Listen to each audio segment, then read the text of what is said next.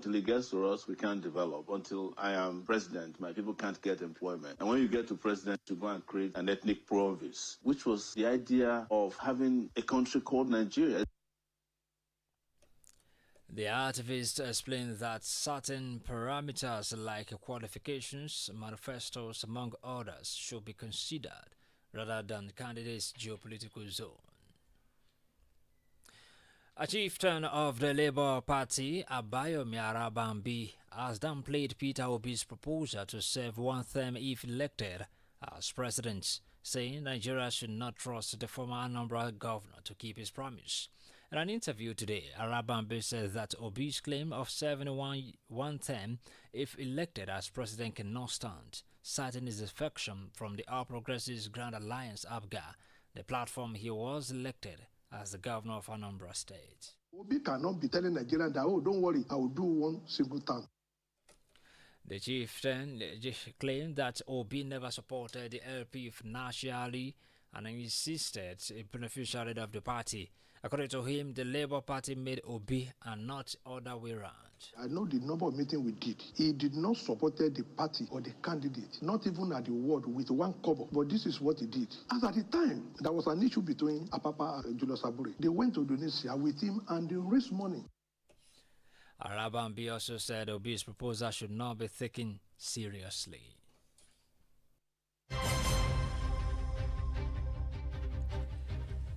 The Federal University Dutse Jigawa State has urged the public to disregard a fake webpage reportedly designed for 2025-26 admission into the institution. In a statement released today in Dutse, the university's acting director of public affairs, Abdullahi Yahaya Bello, says that the attention of the management of the university had been drawn to a cloned institution's website address and private Marburg, which was being used to scam unsuspecting admission seekers of their hard-earned money. According to him, the admission process at the university has not started. Yahaya Bello further urged the applicants to ignore the fake phone numbers displayed on the fake website, adding that admission into the university is strictly based on merit and established JAMB admission criteria. The Public Relations Officer of Nigeria Correctional Service, Bauchi State Command, Mr. Ahmed Tata, has declared that no fewer than 37 condemned prisoners are awaiting execution after being sentenced for capital crimes in Bauchi State. He said in an interview with the news, yesterday in Bauchi, when he was reacting to a survey on why the state's governors are reluctant to send death warrants, which Tata said the prisoners comprised 36 male and 1 female. Mr. Tata recalled that none of the democratically elected governors in the state had signed death warrants since 1999, out of which governors during the military regime may have signed the warrants.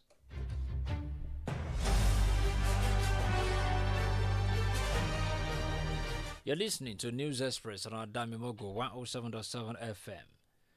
After the break, court finds 21 foreign nationals, orders deportation. Details of this and more when we return.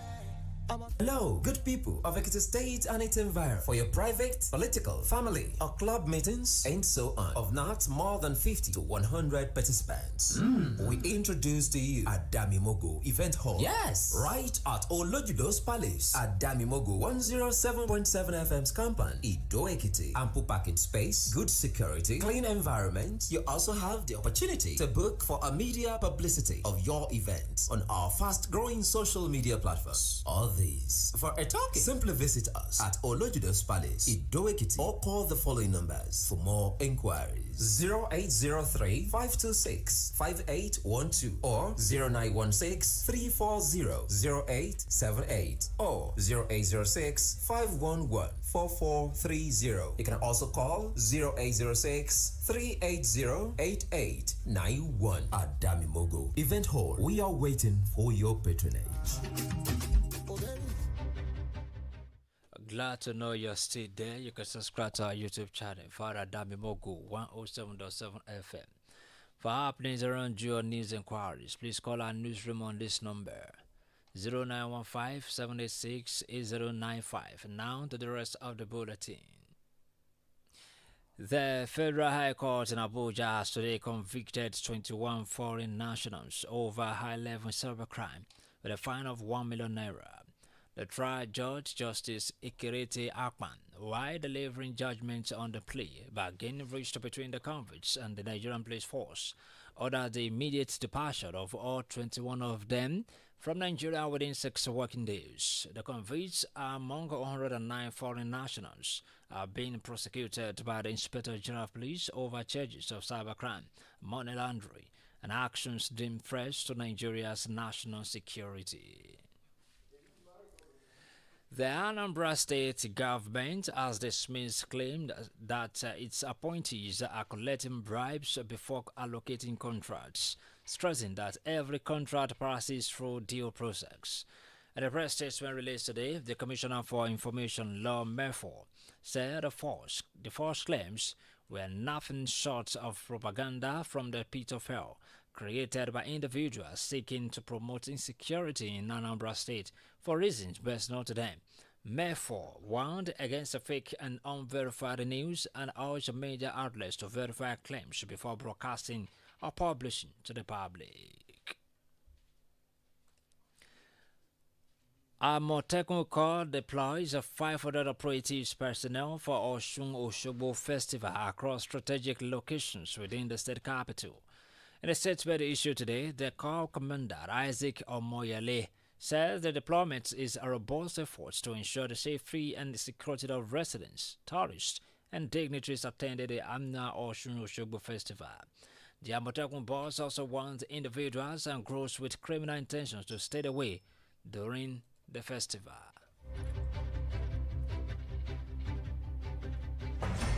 Ondo State Commissioner for Women Affairs and Social Development, Dr. Seun Osamaye, has praised Governor Lucky Ayedatiwa for honoring Super Falcons defender Oluwatosin Demehin with a 30 million cash gift and a residential apartment in Sunshine Estate or Baile in Akure, the state capital.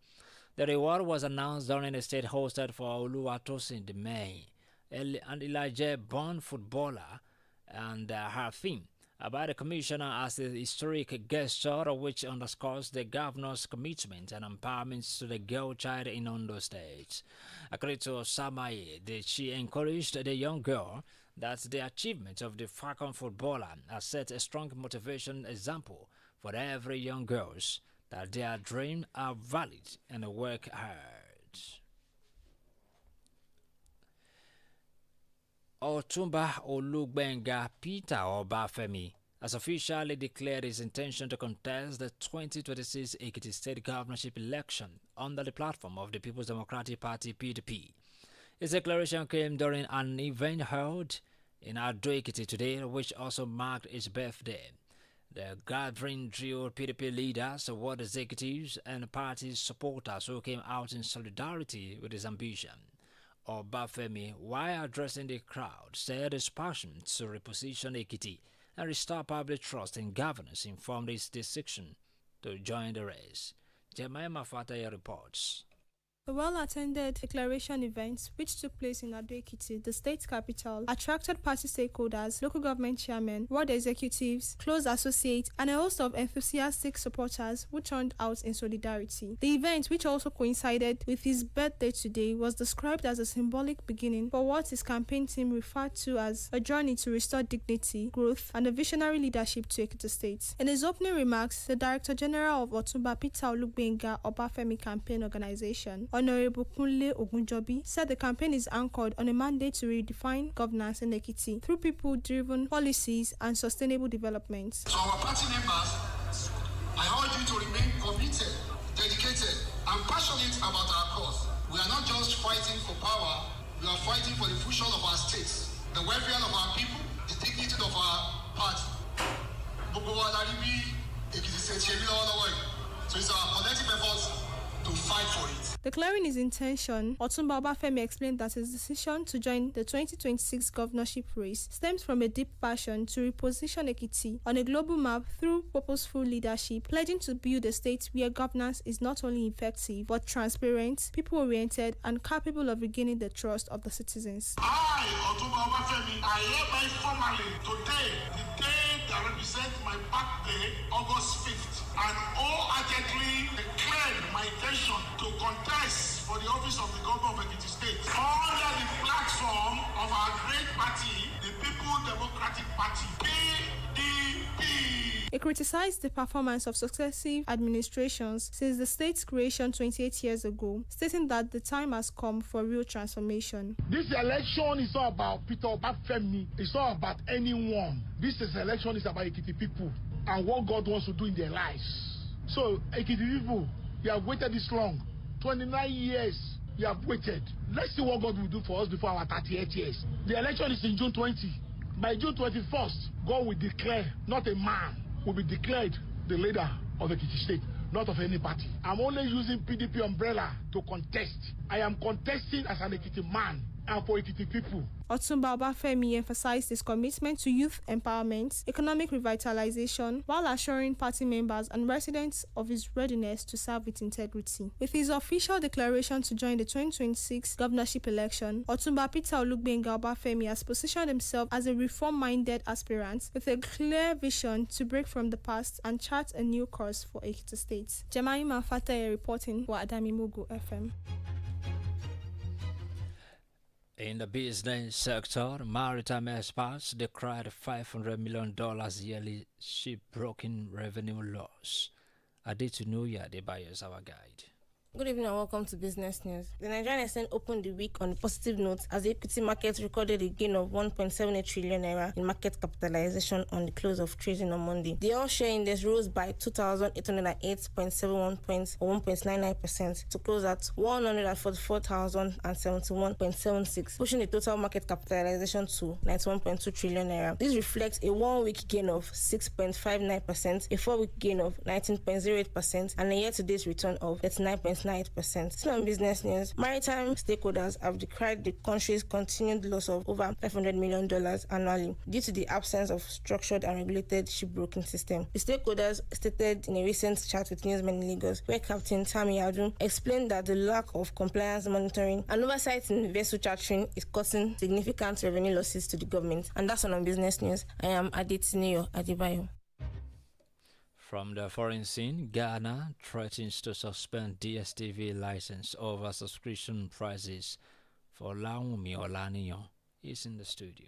Good evening and welcome to the foreign scene. The Ghanaian government has given satellite broadcaster DSTV until Thursday to lower subscription prices or face a suspension of its broadcasting license. The communications minister, Samuel George, said he had instructed the National Communications Authority to begin suspension proceedings against Multiple Choice Ghana, the local operator of DSTV, if it fails to comply with regulatory expectations for a price cut by August 7. This dispute arose after DSTV rejected a government proposal for a 30% reduction in subscription fees. George accused the company of using the cedi's depreciation over 200% in 8 years as an excuse for high prices, calling for the justification inadequate amid Ghana's economic challenges. Still on foreign news, thousands of exultant Bangladeshis gathered in Dhaka today to mark the first anniversary of the mass protest that toppled former Prime Minister Sheikh Hasina as the interim government unveiled a symbolic roadmap promising democratic reform. Rallies, concerts, and prayer sessions were held in the capital as people in the Muslim-majority South Asian nation celebrated what they called the country's second liberation. The events culminated with Nobel Peace Laureate Mohammed Yunus formally reading out the July Declaration, a 28-point document that seeks to give constitutional recognition to the 2024 student-led uprising sparked by economic woes and repression that forced Hasina to flee to India this day last year. That's all on foreign news. I am Folaumi Olaniyo.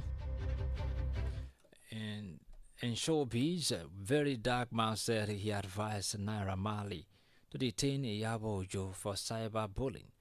Let's join Victoria Banwo for more details. Good evening and welcome to Entertainment News. Self-styled activist Martins Otse, aka Very Dark Man, has revealed that he advised singer Naira Marley to take up a cyberbullying case against actress Iyabo Ojo over her role in dragging his name into the controversy surrounding his former signee Mohbad's death, but he insisted on leaving her to divine judgment. Recall that Naira Marley later changed his mind after Iyabo Ojo allegedly apologized to him as the Lagos State Commissioner of Police Office after Naira Marley had planned they should charge her for defamation and ruining his music career. Speaking in a recent video broadcast via his TikTok page, VDM stated that he was unhappy with Naira Marley's decision to forgive Iyabo Ojo and allow God deliver justice. However, singer Habib Okikiola, popularly known as Portable, in a recent video broadcast, has criticized Very Dark Man for constantly stirring controversies with the death of singer Mohbad. He also slammed Very Dark Man over his constant attacks on actress Iyabo Ojo, stressing that the activist is jeopardizing the Justice for Mohbad's campaign and not the actress. Portable described VDM as a manipulator and urged him to stop deceiving Nigerians, stating he is the first to assume that Mohbad was killed by some certain people and now he's making a U-turn. And that's all on Entertainment News. I am Victoria Banwu. In the world of sports, Lucas Modric challenges a new AC Milan teammates to fight for titles. Mayo Olasui is our guide. Good evening and welcome to Sports Updates. Veteran Croatian midfielder Lukas Modric has sent a clear message to AC Milan's player, including Nigerian winger Samuel Chukwueze, urging them to aim higher than just Champions League qualification as he begins a new chapter in his illustrious career at the San Siro Stadium. The 39-year-old who spent the last 13 years at Real Madrid winning 5 Champions League titles and a Ballon d'Or was officially unveiled by Milan this week after completing his move to the Italian giants. Still on sports, Premier League sides Manchester United and Newcastle have both placed competing bids for in-demand RB Leipzig striker Benjamin Sesko. The Red Devils made an initial bid of €85 million on today for the 22-year-old centre-forward, while Newcastle has offered €80 million for the striker last week. The Slovenian striker scored 13 goals and laid on 5 assists in a disappointing league campaign for Leipzig last season. He has, however, scored 16 times in 41 appearances for his country. And that is all on sports. My name is Mayowa Olashui. To end News Express at 6, a recap of our top stories. We told you that the federal government has approved the promotion of 30 senior officers of the Nigerian Correctional Service to the rank of Assistant Controller General of Corrections. Remember, a former presidential candidate and human rights activist, Moyele Sowore, has faulted the rotational presidency in Nigeria, said the country should be interested in a president who will run Nigeria better. Lastly, they informed you that the Federal High Court in Abuja has today convicted 21 foreign nationals over high-level cybercrime with a fine of ₦1 million each. And that's News Express from Adamimogo 107.7 FM, Olojudo's Palace, Ido-Ekiti. On behalf of the production crew, led by Mayowa Olashui, I am Kingsley Iniovosa. Good evening and thanks for listening. Top stories, real voices have arrived in Lagos, according to authorities in Nigeria. Tune in to Adamimogo 107.7 FM for a fresh perspective on news. Adamimogo 107.7 FM, the voice of the light. Adamimogo, the beat never stops. Play the game.